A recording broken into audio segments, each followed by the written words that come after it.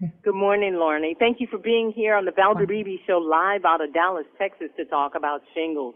I want my audience to know that 9 out of 10 people underestimate their risk for shingles. Dr. Smith, first of all, let's get started. What is shingles and how is it caused?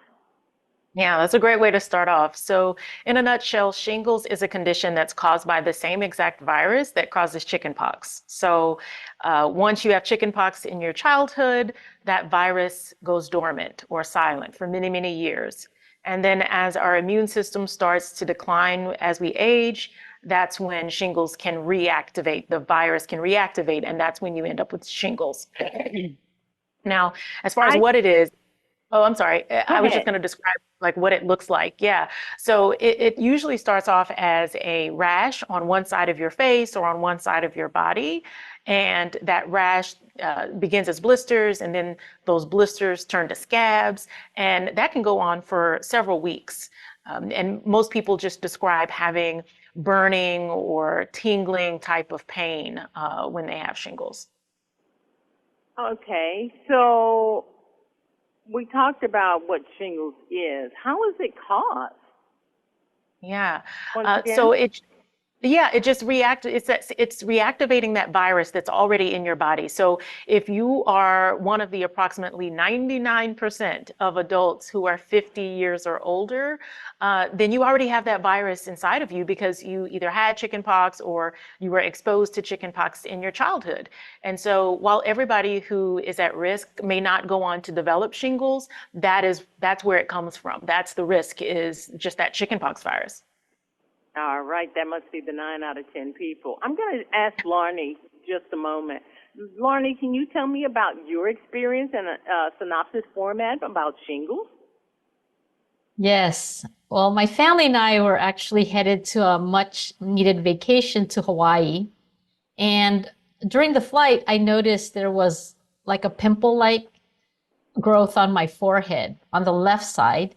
And so during the duration of the flight, I noticed more growth happening on the left side of my face. And so when the plane landed, my husband and I decided to go directly to urgent care and get myself seen. And the provider there actually recommended that I go to the emergency room because the growth continued, it was near my eye, and it was a concern. Oh, my goodness. So what steps did you guys take? Did you find out that this was shingles? Were you shocked? What happened? Yeah, so in the emergency room, with the medical team there, they did the procedures they needed to do, as well as, discuss with me what was happening. And then at that time was determined what my condition was. Where are you today with shingles? You live with it? You treat it? Where are you today? That's a good question. It's been a healing journey for me to actually go through the initial phase of the growth, the scabbing, the falling off, the scars. It's just been over time, coming also to grips that, wow, shingles actually happened for me, which I did not expect because I do consider myself healthy, active, and it was just such a surprise to be affected by it. And is there anything you can do to protect yourself, could have done to protect yourself from shingles, or is there no protection? And I know that's a medical question, but since you've had the experience, I'm asking. Yeah, well, I'm here to, be able to share, my educational message, and I'll have actually Dr.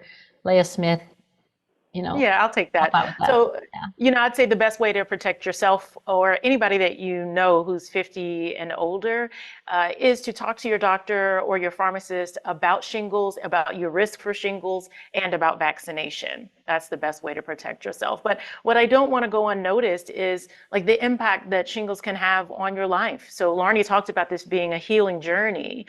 So it can take time, and 1 in 10 people have long-lasting pain after shingles that can last for years. And while you have that rash or shingles, then it can impact your work life. You may not be able to go to work or engage with your family or friends the way that you want to. It can impact your self-esteem. So really do encourage people to talk to their doctor or pharmacist about their particular risk. One more question, Dr. Smith. This comes from Instagram. This person said they heard you about shingles. They didn't get chickenpox until they were in their 30s.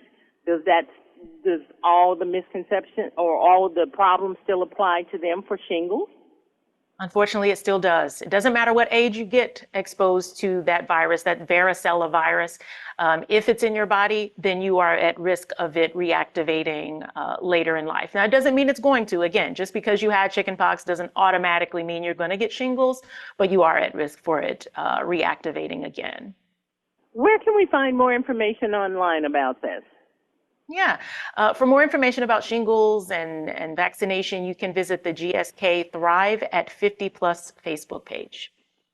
I want to thank you so very much for talking about this. This is a very important topic. And Leah, Lanny, I want to thank you so very much for sharing your story.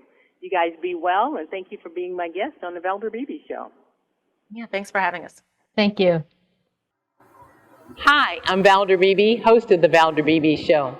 We have over 1,000 videos on ValderBeebeShow.com and YouTube.com/ValderBeebeShow. We upload new videos daily. Our site is a modern baby boomer platform with news and information important to boomers.